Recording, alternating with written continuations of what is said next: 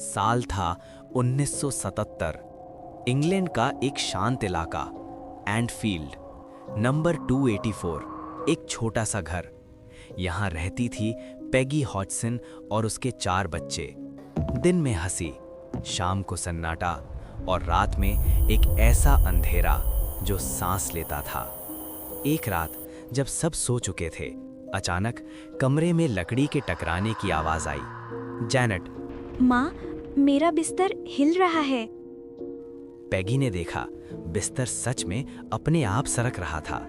कोई हाथ नहीं, कोई हवा नहीं, फिर भी बिस्तर हिल रहा था।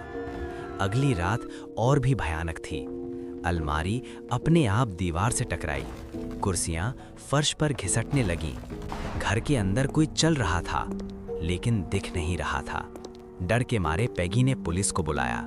जब पुलिस पहुंची, तभी एक कुर्सी उनके सामने अपने आप खिसक गई।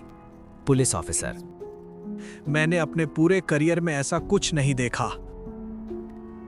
कुछ दिनों बाद डर ने नया रूप लिया। छोटी बेटी जैनेट अचानक जमीन से ऊपर उठ गई। उसकी आंखें पलट गईं, उसका शरीर अकड़ गया और तभी उसके मुंह से एक भारी बूढ़ी आवाज निकली। मैं यहाँ मरा था। मैं यहाँ मरा था। माँ रोते हुए, भगवान के लिए मेरी बच्ची को छोड़ दो। वो आवाज किसी बच्ची की नहीं थी, वो आवाज एक मरे हुए आदमी की थी। अब ये केस पूरे इंग्लैंड में फैल गया। पैरानॉर्मल एक्सपर्ट आए, कैमरे लगाए गए, माइक्रोफोन ऑन किए गए और फिर भूत ने खुद सबके सामने बात की। घोस्ट, मेरा नाम बिल विल्किंस है। बिल विल्किंस इसी घर में रहता था।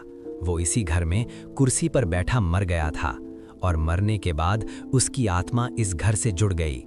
अब घर एक नरक बन चुका था। बच्चों के शरीर पर खरोंचे आने लगीं। रात में दीवारों से ठक ठक की आवाजें, कभी कभी काली परछाई सीढ़ियों पर खड़ी दिखती। आखिरकार चर्च को बुलाया गया। प्रीस्ट मंत्र पढ़ते हुए, ईश्वर के नाम पर इस घर को छोड़ दो। घोस्ट गुस्से में, ये मेरा घर है। उस रात घर कांप उठा। जैनेट जमीन पर गिर पड़ी, हर दीवार जैसे चीख रही थी। और फिर एक भयानक सन्नाटा। कुछ महीनों बाद परिवार ने घर छोड़ दिया, लेकिन कहानी वहीं खत्म नहीं हुई। आज भी लोग कहते हैं उस घर में कोई बैठा है, अंधेरे में इंतजार करता हुआ। एनफील्ड पोल्टरगाइस्ट दुनिया के सबसे सच्चे और डरावने भूतिया मामलों में से एक है। अगर आप कभी किसी घर में अकेले हों और आपको लगे कि कोई आपको देख रहा है, तो शायद आप अकेले नहीं हैं।